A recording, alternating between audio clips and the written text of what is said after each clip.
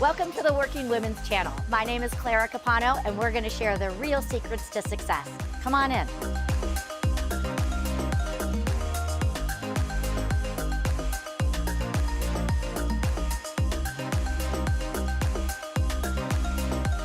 Hello, everyone, and welcome back to another fantastic episode of the Working Women's Channel. I am your host, Clara Capano, and this is the platform where we talk about the real side to success for women in business.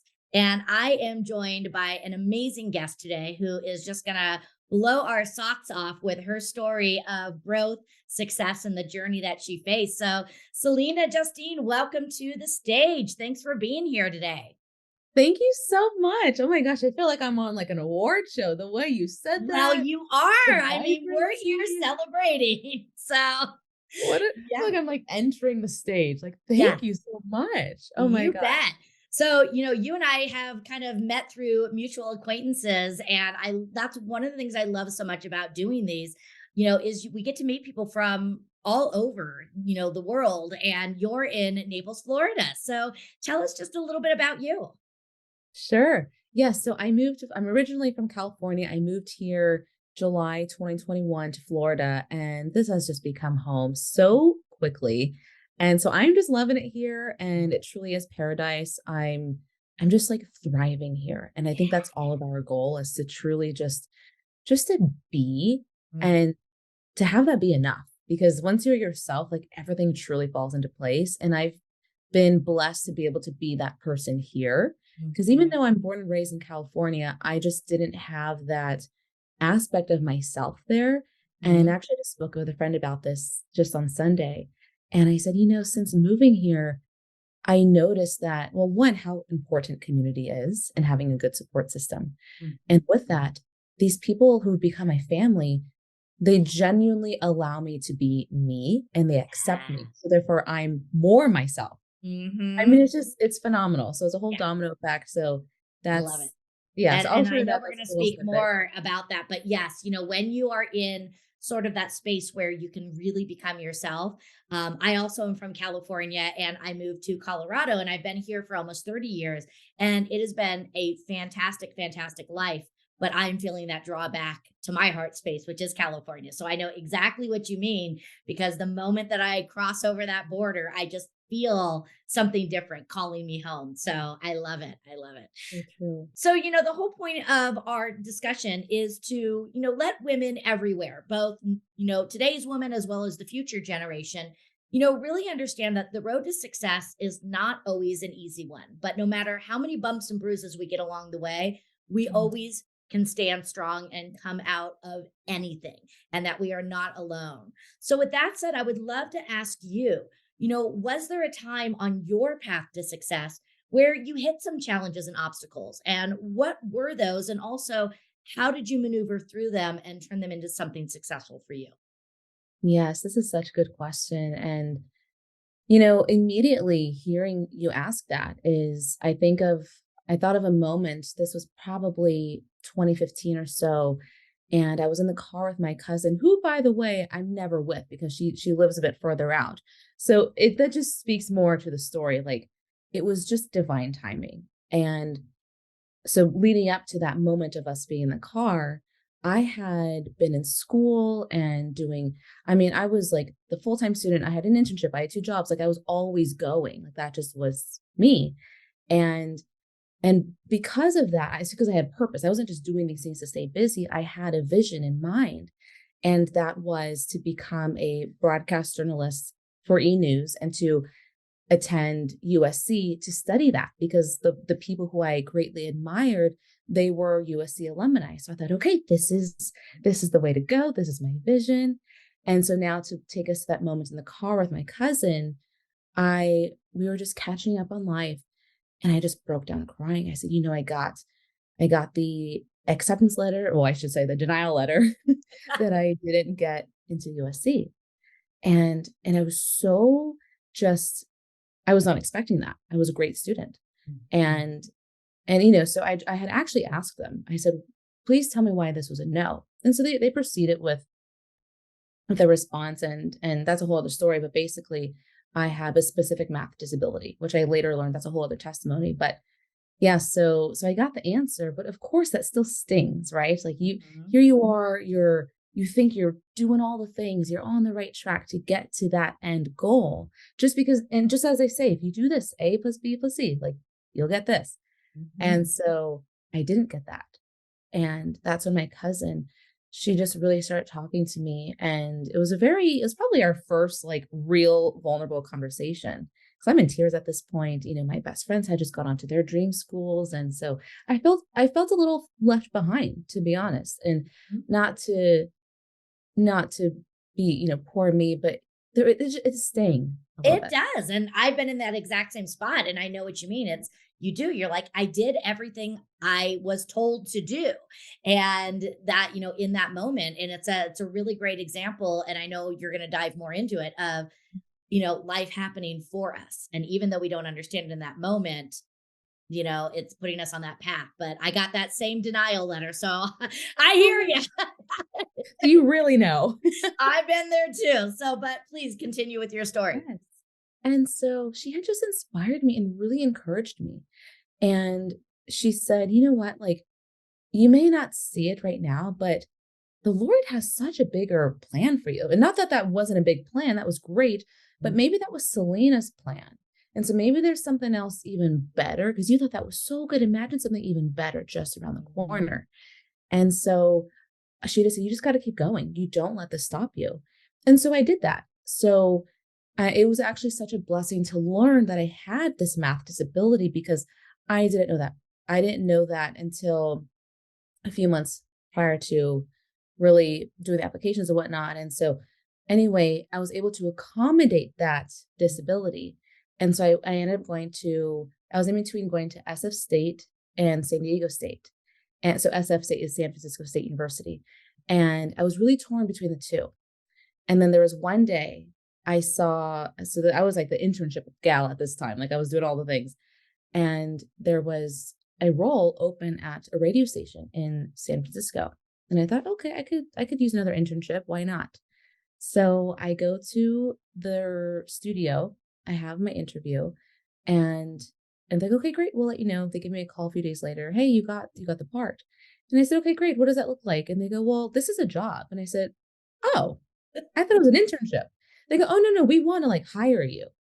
So right then and there, I thought, this is a big moment that I could use, and that was truly my deciding factor to stay home and to go to SF State. Mhm.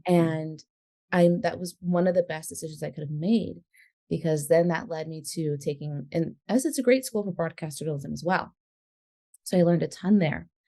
And I actually ended up staying at that radio station for 3 years Yeah. where I really built my way up the ladder. I created my own roles there, Mhm. and that's how I got into podcasting was through working at the station. I mean, it was Entercom. They got bought out by a different company now, but at the time, Entercom it really became home for me, Yeah. and that was my safe Yeah, and place. what I love is, you could have gone to USC, which again, phenomenal school. I think, it's world renowned, but you would Mhm. have just been a student. Whereas here, you get to go to still a great school and have the practical application, which looking back now, that is so much better. And the fact that you're now getting paid for it too, and here it was is you still got to follow your path of the broadcast journalism. It just looked different. And I think that's the biggest mistake so many of us make is we get this vision and we get pigeonholed into the path to get this vision needs to look like this. And we need to leave ourselves, I think, a little bit of flexibility, not to give up on the vision, but the flexibility in how that vision may happen. That's so true, and exactly what you said earlier, it really was all working out for me, it wasn't happening to me, and I just had it became such a journey, such an adventure, Yeah. and, I mean, because I wouldn't have ever picked that on my own. It was truly like a gift to me, and so that was a huge monumental moment in my life, and I I mean, it truly has, like, led me to where I am today.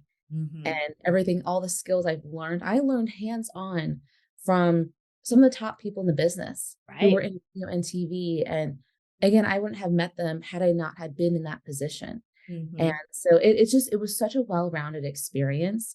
And to this day, like I actually still have my little badge from when I worked there. I'm like, this was like everything. Yeah. So Mhm. yeah. Yeah. And So if actually, there are some, women out there, because we all have this happen again, whether it's getting the rejection letter from the school, whether mm, it's not getting the job that we want, it could even be on the personal level of a breakup, a divorce, all those things, you know, thinking back to being in the car, but now you're playing the role of your cousin.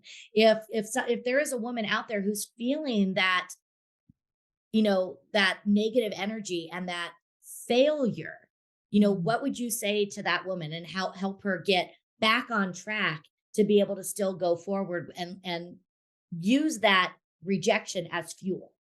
wow. I would say to first of all, feel what you're feeling because you just have to. You're also going to feel it at some point later down the line when it's really going to be inconvenient. So you Mhm. have to just allow yourself. It's like, yes, like I said, it really staying to get that. And so if you have to cry, if you have to do whatever you need to do, but also like don't overdo it, just have your moment and then be like, okay, it's game time. Like let's set up a plan. Mm. And she was that support system for me. I was able to like lean on her a little bit just to get that little, she was my cheerleader for that moment. Yeah. And so surround yourself with those people, with a support system and just create an atmosphere. I'm a very artistic person and I love being creative and such. And so for me, having like a vision board or writing out my dreams and desires, like your goals, make it tangible. So I Mm. would say first, be emotional, and then second, be logical, and then third, be creative. And so when you put all of those three into one, that's beautiful harmony. And then fourth, the physical, take action. Like Yeah. physically take a step forward and be like, okay, what's next? Like, which pathway am I going to take? And make it fun. When I said that, I visualized myself like doing a little hop and then like, Mhm. okay, I'm gonna skip on over here. Like just Yeah. make it fun Mhm. and just like be able to kind of laugh at yourself. Now I'm like, was I really gonna be at USC? Like, could I see, you know what I mean? Like, was I really gonna do certain things? Like, you just make it fun. Yeah. And I And love it. And I really want people to hear that because I think you just hit on something that was so powerful. First, allow yourself to feel the emotion. Don't just push it down and pretend it doesn't and just put on the smiley face. It's okay to feel those emotions. And then again, get logical, get creative, and then get strategic and take action. And I just think that is just such a fantastic platform, to work through it because it is real. And, one of the things that I would love to ask you is changing our script around mm, failure because even though this has led you into many other things, I'm assuming there still has been other failures along the way. of And course. for me, I actually, I don't want to give up failing because for me, failure teaches me. I learn from it. I learn how to approach things differently. I learn how to change my thinking. It also teaches me how to rework things so I can deliver better value. What are some of the things that you feel? How has this experience encouraged you to change the way that you look at and embrace failure?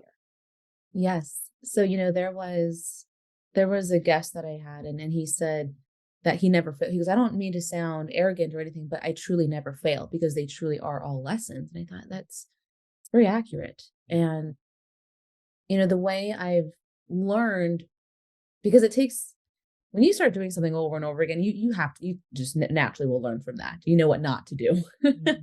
or what you could have done better. So out of the times that I've learned through these failures or through these mishappenings, whatever, you just really take it as like, you know, what's the bigger picture here? And really getting yourself, I mean, I will literally tell, I'm a big affirmations gal. I will always say, I'm not a victim, I'm a victor. I will say that on repeat over and over and over again. Even if there is a, because I mean, again, we're human. I Mhm. have moments where I'm like, man, like, poor me, like, geez, like just Mhm. real talk. But I'm like, no, no, no, let's not, that could be an easy rabbit hole. So I do not let myself go down that way. Immediately, I'm like, I'm a victor. And like, success is my destiny because it just is. It has to be. It goes back to like gardening. If you're planting a seed, it has to grow something. That's just law.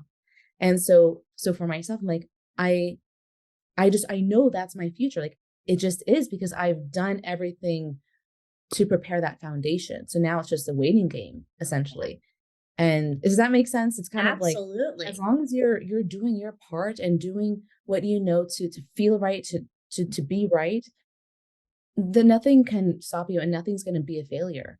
Sometimes you're just like, oh, maybe I should have done that better next time. Do it again next time. Do it Mhm. better next time, I should say. Yeah. Excellent. Mhm. I want to ask you a little bit about your move, to Florida. One of the things that you had mentioned is you feel more in your heart now. It's like this is where you feel you are supposed to be. How would you encourage others to answer that calling for themselves? Because sometimes people have families, they have bills, they aren't able to just, pack up and move. But if they're Mhm. not truly feeling who they are, what could be some steps to help them lean into becoming that true version and better version of themselves? So I will say my foundation is I have a very strong faith. Like that's just my foundation. And so for me, when I got the call and the pull to move to Florida, it was an immediate surrender. Like, okay. And that wasn't Saleena because Saleena is a planner. Saleena knows what she wants. I was going to go to San Diego. For the last 2 years, that was my plan. So for me to truly surrender in that, that was like that was not, it just was. Hmm. And so I surprised myself in that. But to go back to I could have viewed that as like, "Man, I said I was going to San Diego. I didn't do that." It's like, "No, no, no. This is a whole new opportunity that I wouldn't have picked." Just like Right. you were saying, I wouldn't have picked SF State, but it Hmm. was such a beautiful journey. So same sort of thing. And so I would say surrendering is such a beautiful thing, but it's scary. It is. Like, it truly is scary because when you surrender, like, when you're fully, like when you're physically like this, that's vulnerability. Anything Mhm. can come towards you because naturally we wanna be like this, like, "Don't look at me," let me cover myself. Mhm. So if you're doing that emotionally, Yeah. mentally, or energetically, you're already losing because you're think about it, if you're really blocking things off. If goodness is just like, "Hey, I'm trying to knock at your door," but you're so blocked in, it cannot enter. Yeah. So I always encourage, like, just surrender. And Mhm. the more you do it with small things, the easier it will be, just as with anything else. And that is truly the first step because once you're in that position, then your heart is open. To have Mhm. an open heart posture is the next thing because then you're just like, oohing and awing over everything. And Yeah. that's when life really becomes delightful and delicious. It's like then things just start pouring in. Mhm. And so when you can be in that state, and I say be, not like it's not a doing act. You're not Right. trying to get there. You're actually just allowing yourself to be and just like sit in that. And I would even recommend to just be in more silence.